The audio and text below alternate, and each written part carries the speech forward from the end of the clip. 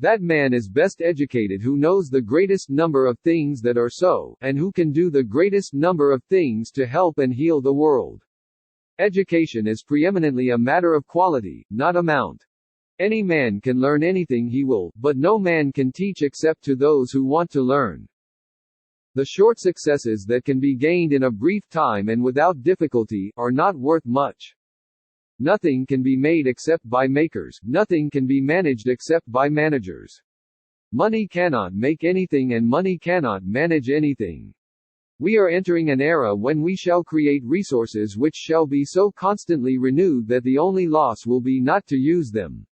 There will be such a plenteous supply of heat, light and power, that it will be a sin not to use all we want. This era is coming now. And it is coming by way of water.